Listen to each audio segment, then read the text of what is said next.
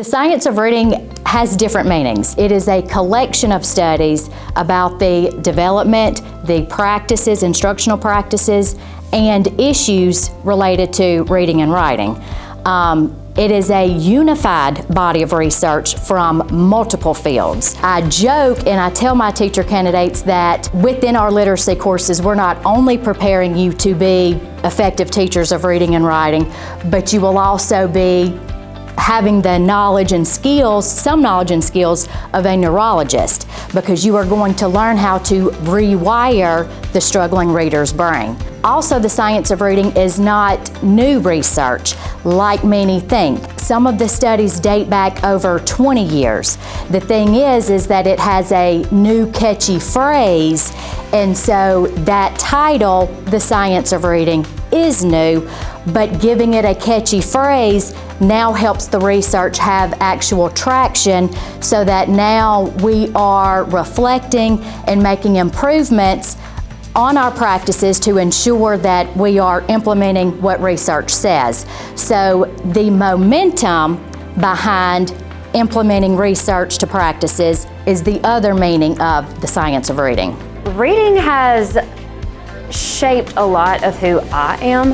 As an educator, I am a reading teacher.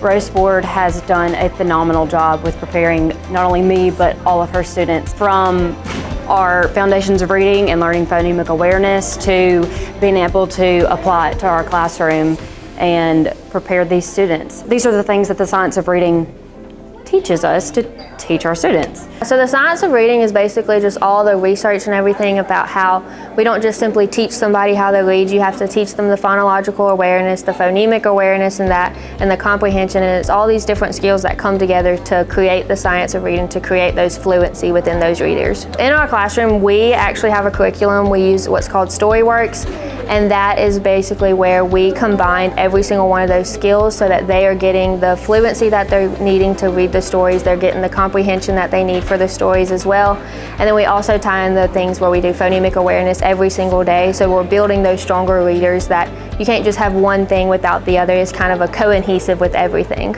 Ms. Ford was one of our professors for early literacy 1 and 2, and really in our first class we learned a lot about phonemic awareness, phonological awareness, all the foundational skills that a student typically learns when in kindergarten, first grade. And then in early literacy 2 we learned kind of the other side of it, where it's comprehension, decoding, and all of that stuff, so it's kind of coming all together as one. And now in my classroom I use both of those skills as well. The W's involvement with this research and making sure that we are on track, it actually started probably 20 years ago with the organization of the Higher Education Literacy Council. And so since then, we have ensured that we are constantly reflecting on what we are teaching, and we are making program improvements based on data that we've been collecting and analyzing. So some of the things that we have made improvements on within our literacy teacher preparation is we're looking at how faculty knowledge, ongoing professional development, course redesigns, also strong partnerships with quality schools, quality mentor teachers, to ensure that we have meaningful field experiences for our teacher candidates. We were doing residencies and internships and everything at sort of our junior year. And so instead of it being my last semester of college and that was my first classroom experience, they kind of started us way ahead of the game and getting to see different classrooms, getting to see different behaviors in the classroom, because the classroom is a lot different than you being the student in the classroom.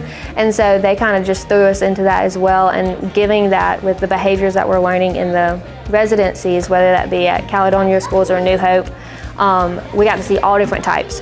And so we got to really put our practices into works through that, and I was really grateful for.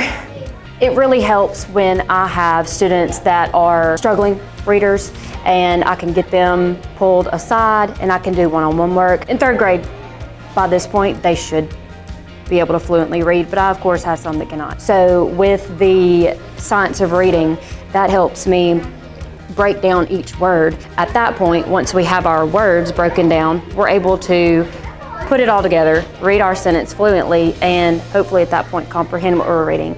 I always say that kindergarten through second grade is learning how to read, and then third grade and beyond is reading to learn. Honestly, I feel like the W has prepared me so much for this position and preparing my students for this third grade reading gate.